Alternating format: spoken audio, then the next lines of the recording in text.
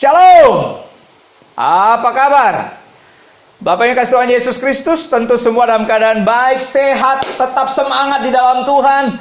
Oleh karena Allah kita Allah yang hebat, yang terus-menerus memelihara kita. Walaupun saat ini kita masih ada di tengah-tengah situasi COVID-19, tapi kita tidak perlu takut terhadap COVID ini. Kita tetap memuji Tuhan, memuliakan Tuhan. Di minggu pagi ini kita terus bersemangat untuk memuliakan Tuhan. Dan pagi ini Bapak yang dikasihi Tuhan Yesus Kristus, kita akan mendengarkan lagi firman Allah yang terambil dari Ratapan 3 ayat 19 sampai 24. Sebelum kita lanjut membaca firman Allah, mari kita berdoa. Tuhan Yesus, kami berterima kasih hari ini kepada Tuhan oleh karena kami masih diberi kesempatan hidup pada minggu pagi ini lagi ya Tuhan, di tanggal 10 Mei 2020. Luar biasa. Tuhan pelihara kami sempurna sepanjang satu minggu, semua kami terpelihara dalam anugerah Allah. Inilah saatnya Tuhan kami mempersiapkan diri kami di rumah kami masing-masing untuk mendengarkan Tuhan berbicara kepada kami lewat pemberitaan firman Allah yang saat ini akan kami dengarkan. Berkati hamba menyampaikan, hamba sangat terbatas, tapi Tuhan tidak terbatas. Tuhan berbicara melalui Roh-Mu kepada kami semua, menopang, mengokohkan, menguatkan untuk kami terus hidup, bertahan di dalam iman kami kepada Engkau di tengah-tengah situasi yang sulit ini. Dalam nama Tuhan Yesus kami berdoa. Amin. Ya, firman Tuhan kita yang terambil dari Ratapan 3 ayat 19 sampai ayat 24. Saya akan bacakan ayat ini untuk Bapak Ibu. Ya, ayat 19, ingatlah akan sengsaraku dan pengembaraanku, akan ipuh dan racun itu. Jiwaku selalu teringat akan hal itu dan tertekan dalam diriku. Atau istilah dipakai, terus menerus kupikirkan sehingga batinku tertekan. Tetapi, perhatikan kalimat ini luar biasa. Tetapi hal-hal ini aku perhatikan, oleh sebab itu aku akan berharap.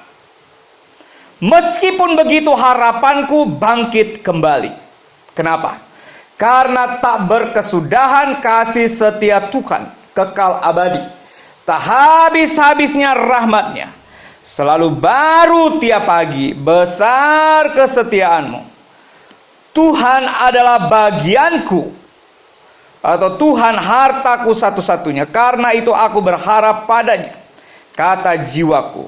Oleh sebab itu aku berharap kepadanya. Tuhan adalah baik bagi orang yang berharap kepadanya, bagi jiwa yang mencari Dia.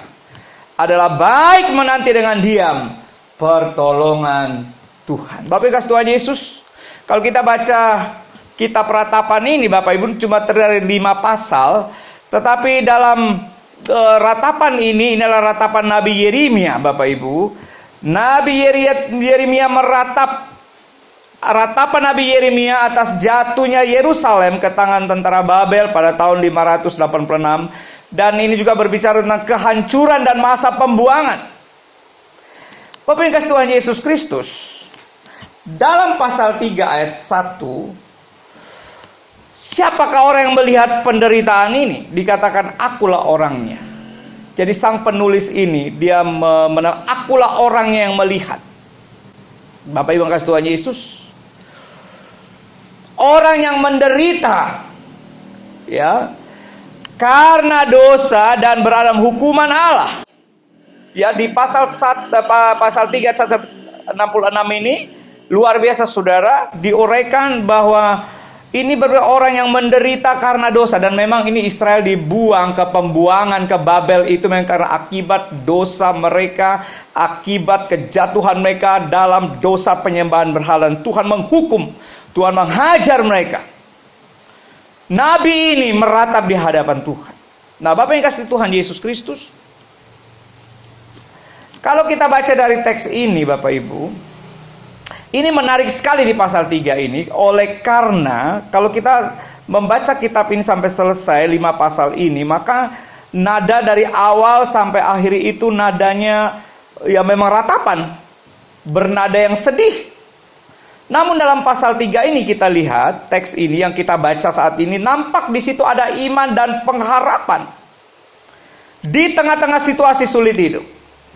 Bapak Ibu, Nabi Yeremia mengajak bangsa Israel dan kita saat ini untuk bisa melihat Tuhan yang baik walaupun situasinya sangat sulit. Bapak Ibu, tadi di atas sudah saya katakan bahwa ini mereka menderita oleh karena dosa dan dalam hukuman Allah. Kalau kita baca di ayat 3 pasal 339, mengapa orang hidup mengeluh? Jadi penuh keluhan, ratapan ya. Dan itu dijawab di ayat itu, biarlah setiap orang mengeluh tentang dosanya. Tetapi yang luar biasa saudara, tetapi mereka masih memiliki pengharapan akan dipulihkan kalau mereka bertobat. Maka ada ajakan di ayat 40 itu, marilah kita menyelidiki dan memeriksa hidup kita, dan mari kita berpaling kepada Tuhan. Bapak Ibu kasih Tuhan Yesus Kristus, banyak orang sekarang berbicara tentang corona. Ada yang mengatakan dibentuk hukuman Tuhan, bentuk ajab dan sebagainya. Tapi satu hal Bapak Ibu, mari kita belajar hari ini lewat firman Tuhan ini. Tema kita adalah cara bertahan di situasi sulit, atau bagaimana caranya kita bisa bertahan di tengah-tengah situasi sulit yang kita alami.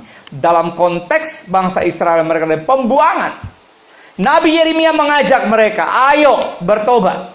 Kalau engkau berdosa, bertobat, supaya engkau dipulihkan oleh Tuhan. Nah, di dalam teks kita ini, kita akan belajar 4 hal.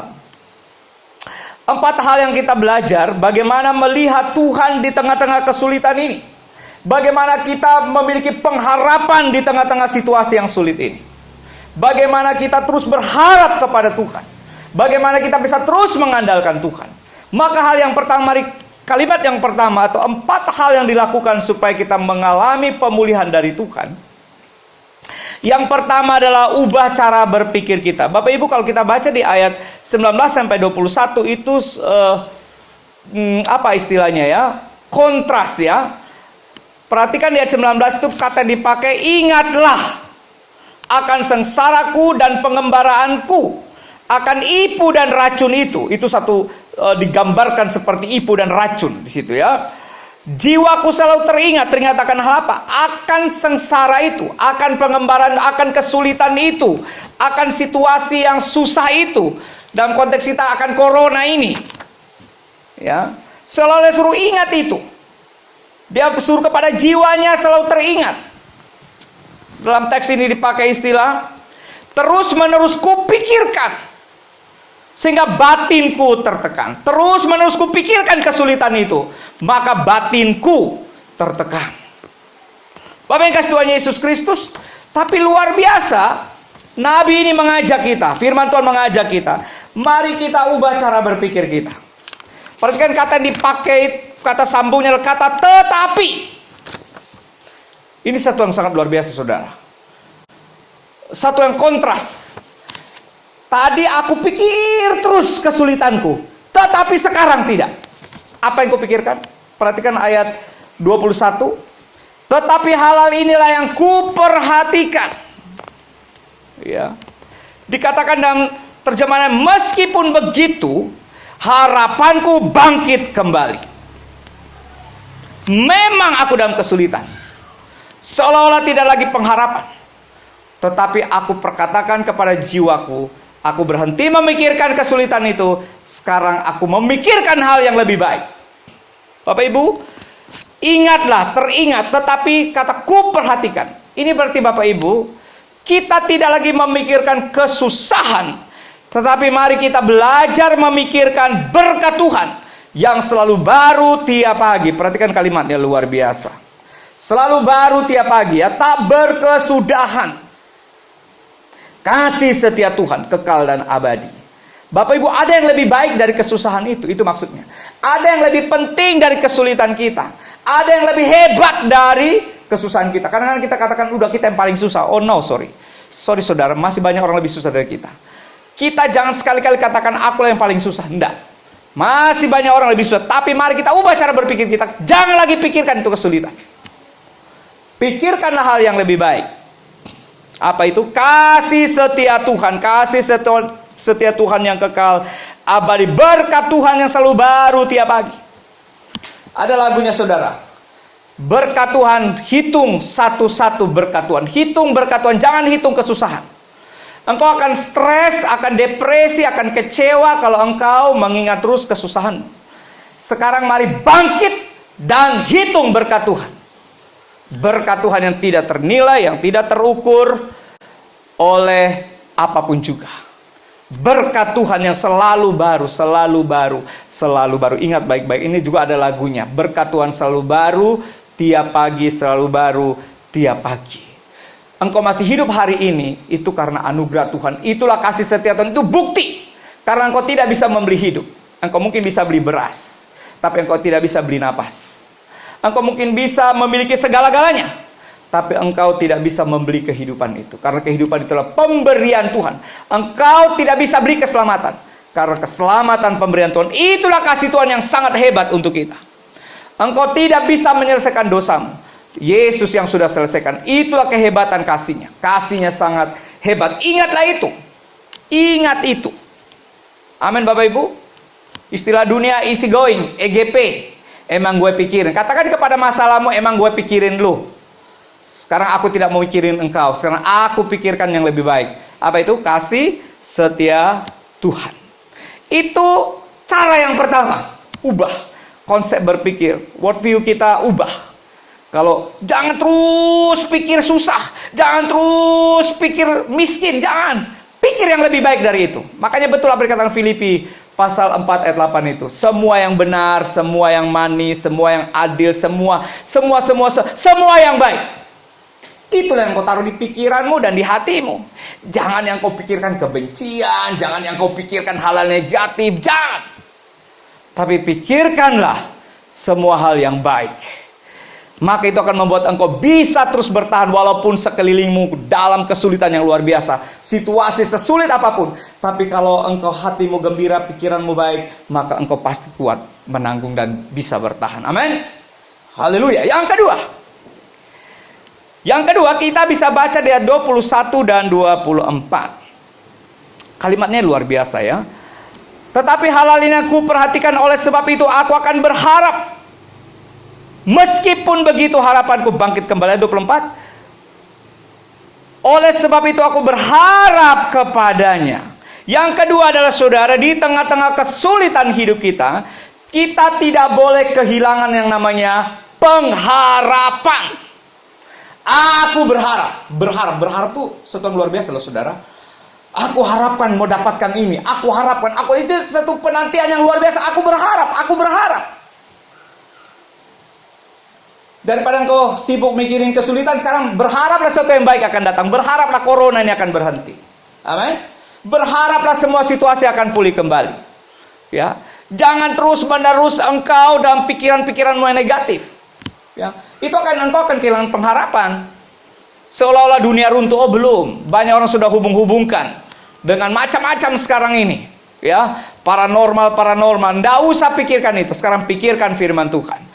Pengharapanmu tidak boleh hilang di tengah-tengah situasi ini. Bapak Ibu, karena apa? Ibrani pasal 6 ayat 19 katakan, pengharapan adalah sau yang kuat dan aman bagi jiwa kita. Bapak Ibu, kapal sebesar apapun, sebesar Titanic, ya, yang pernah tenggelam itu, dia akan tetap berlabuh kalau ada jangkarnya diturunkan dan dia tidak akan terseret. Karena jangkarnya itu sangat kuat. Itu pengharapan itu seperti sau yang kuat dan aman. Kalau engkau punya pengharapan, itu amanlah jiwa. Aman. Engkau sedang menantikan sesuatu yang besar akan terjadi, sesuatu yang baik. Jadi harapan itu juga semua yang baik, saudara. Jangan harapan hal yang jelek. Harapanlah semua yang baik. Semua yang baik itu akan datang. Pemulihan itu akan terjadi. Amin. Kesembuhan akan terjadi. Ya, berkat Tuhan akan datang. Jadi harapan itu. Jadi jangan hal-hal yang negatif yang kau harapkan. Harapkanlah semua yang baik. Ya, ingat ada lagunya, pengharapanku hanya Yesus saja. Pengharapanku hanya Yesus. Di dalam Yesus engkau tenang. Amin. Yang ketiga, Bapak Ibu yang kasih Tuhan Yesus Kristus, bagaimana apa yang saya lakukan supaya saya terus bisa bertahan dan mengalami pemulihan tengah kesulitan ini adalah perhatikan kalimatnya Bapak Ibu. Itulah tetap setia kepada Tuhan. Karena Tuhan tetap setia. Dan Tuhan tidak pernah berubah setia. Kita bisa baca itu di ayat 22 dan 23. Selalu baru tiap pagi, besar kesetiaanmu. Kesetiaan Tuhan. Dan kita bisa lihat di ayat 23. Selalu baru tiap pagi dan besar kesetiaanmu. Terus ayat 22, tak berkesudahan kasih setia Tuhan. Belajarlah terus engkau setia. Karena Tuhan yang kau percaya itu Tuhan yang setia. Bapak Ibu yang kasih Tuhan Yesus, Ibrani 13 ayat 8 katakan Tuhan tidak pernah berubah. Dia tetap sama dulu, sekarang, sampai selama-lamanya. Tuhan hanya minta satu kepada engkau, di tengah-tengah situasi yang sulit apapun, engkau tetap setia. Setia itu berarti engkau tetap beriman, tetap percaya kepada Tuhan. Jangan alihkan pandanganmu ke hal yang lain. Jangan engkau berlaku tidak setia, tapi belajar setia. Ingat kisah Ayub, Bapak Ibu masih ingat cerita tentang Ayub? Ayub tetap setia sampai akhir. Ingat siapa yang ingin berubah setia? Yang mengajak Ayub untuk berubah setia? Istrinya, orang terdekatnya. Tapi luar biasa saudara, Ayub konsisten. Di tengah-tengah penderitaan dia tetap setia kepada Tuhan. Pada akhirnya Tuhan pulihkan dia. Dan Tuhan gantikan berkali-kali lipat apa yang sudah hilang dari diri Ayub. Saudara, kalau engkau mau mengalami pemulihan Tuhan tentang kesulitan hidupmu, kesulitan ekonomimu, kesulitan tekanan-tekanan sakit penyakitmu, maka engkau terus setia kepada Tuhan. Karena Tuhan setia dan dia tidak pernah berubah setia. Ingat lagunya saudara, Tuhan Yesus setia, dia sahabat kita, dia setia. Maka marilah berlakulah setia kepada Tuhan. Yang keempat, yang terakhir saudaraku, perhatikan kalimat di ayatnya yang ke-24 itu saya senang sekali saudara. Kalau teks bahasa Indonesia itu hanya terjemahannya seperti Tuhan adalah bagianku. Kata bagianku seolah-olah sebagian-sebagian, tapi bukan itu maksudnya. Tuhan, ya terjemahan lainnya, Tuhan hartaku satu-satunya. Itu istilahnya. Atau itu my portion, itu adalah porsiku. Jadi Tuhan itu cukup bagiku. Ya kalau makan bakso satu porsi saya sudah kenyang, itu berarti porsi saya adalah satu mangkok bakso itu.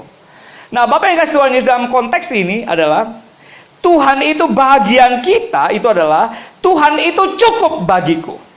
Tuhan hartaku satu-satunya. Tuhan itu bagianku. Perhatikan di ayatnya yang ke-24 ini luar biasa. Tuhan itu bagianku, atau Tuhan itu hartaku satu-satunya, karena itu aku berharap padanya. Saudara, kalau kita mengharapkan ke orang, itu berarti orang yang kita harapkan itu harus lebih dari kita. Sebab kalau dia hanya sama atau di bawah kita tidak bisa menaruh harapan apa-apa. Karena dia tidak mungkin bisa tolong kita. Tapi kalau kita berharap kepada orang yang lebih dari kita, maka kita bisa mengandalkan dia. Itu artinya, jadi Tuhan satu-satunya andalanku. Andalan kita hanya Tuhan. Ingat, hanya Tuhan Yesus, tidak ada yang lain. Ingat, diberkati orang yang mengandalkan Tuhan, yang menaruh harapannya kepada Tuhan. Tapi terkutuk orang yang mengandalkan manusia. Manusia tidak bisa kita andalkan, saudara. Hanya Tuhan Yesus. Tuhan adalah gembalaku, takkan kekurangan aku. Hanya dekat Allah saja aku tenang. Sehingga ada lagu yang bagus sekali, saudara. Sepanjang jalan Tuhan pimpin, itu cukup bagiku. Rahmatnya selalu baru dan melindungi daku. Penghiburan dari surga. Jika Tuhan sertaku, karena tentulah semua diperbuatnya. Baik itu karena tentulah semuanya diperbuatnya baik itu. Tuhan itu cukup bagiku. Sepanjang jalan Tuhan pimpin, itu cukup. Jadi kalau Tuhan yang sudah pimpin hidupmu, itu cukup saudara. Saudara tidak usah cari macam-macam yang lain-lain. Hanya dekat Allah saja aku tenang. Di luar Allah engkau tidak akan tenang. Sehingga Bapak Ibu, kesimpulannya ada 3 hal. Yang pertama kita lihat, anak Tuhan akan mampu bertahan dalam situasi tersulit sekalipun. Karena Tuhan sudah berjanji untuk menyertai dan melindungi kita yang percaya kepada Dia. Wahyu 3 ayat 10. Yang kedua, kita tidak takut akan situasi-situasi sulit. Karena Tuhan sudah berjanji untuk menghibur kita pada saat-saat yang paling sulit. Ingat, gadamu dan tongkatmu itulah yang menghibur aku. Ketika aku dalam lembah kekelaman. Dalam lembah kekelaman sekalipun, ada Tuhan yang terus menopang kita, menghibur kita, mengokohkan kita, menguatkan kita. ketika situasi sulit itu datang, disitulah kita akan melihat pertolongan Tuhan yang begitu nyata. Mazmur 46 ayat 4 dikatakan, pertolongan Tuhan itu tepat waktu, nyata. Oleh karena itu kita tidak perlu takut. Dan satu pesan saya yang terakhir dari firman Tuhan adalah, jangan engkau takut pada kesulitan, jangan engkau takut pada kesusahan. Karena di tengah-tengah situasi itulah engkau bisa melihat Tuhan yang hebat itu datang di tengah-tengah engkau. Ingat waktu Petrus dipulihkan oleh Yesus. Petrus sudah hopeless. Yesus datang di tengah-tengah situasi itu untuk memulihkan Petrus. Engkau pun akan dipulihkan Tuhan melalui semua kondisi-kondisi sulit ini. Tuhan memulihkan kehidupanmu. Dan biarlah firman Tuhan hari ini, minggu ini, sungguh mengajar kita lagi untuk mari kita terus bertahan di dalam Tuhan. Biarlah firman Tuhan hari ini sungguh menjadi bagian kita semua. Haleluya. Tuhan memberkati, mari kita berdoa. Bapa, kami berterima kasih firman-Mu sudah disampaikan, hamba sangat terbatas. Tapi Roh Kudus tidak terbatas. Roh Tuhan akan lebih dalam menjelaskan kepada kami semua, para pendengar, di mana mereka sedang menghadapi kesulitan-kesulitan. Saya tidak tahu apa kesulitan apa, tapi Tuhan tahu. Tapi apapun kesulitan itu, tetap Tuhan jauh lebih hebat, lebih besar dari setiap kesulitan-kesulitan kami. Saat ini Tuhan, yang sakit Tuhan sembuhkan, yang lemah Tuhan kuatkan, terikat Tuhan lepaskan, yang dalam kekurangan Tuhan cukupkan. Engkau cukup bagi kami. Engkau hadir di tengah-tengah kehidupan kami. Terpujilah Tuhan, di dalam nama Yesus kami berdoa. Amin. Bapak yang kasih, mari kita tutup ibadah kita pada minggu pagi ini. Mari kita berdoa.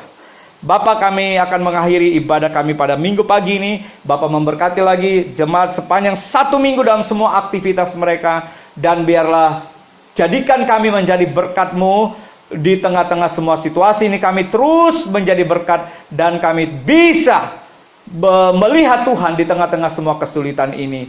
Dan biarlah Tuhan terus menaungi kami. Dan biarlah berkat-Mu tercurah untuk kami semua. Bapak Ibu, arahkan hatimu kepada Tuhan Yesus dan terimalah berkat-Nya. Anugerah dari Allah Bapa, kasih karunia dari Tuhan Yesus Kristus, persekutuan Allah Roh Kudus turun menyertai kita sekalian.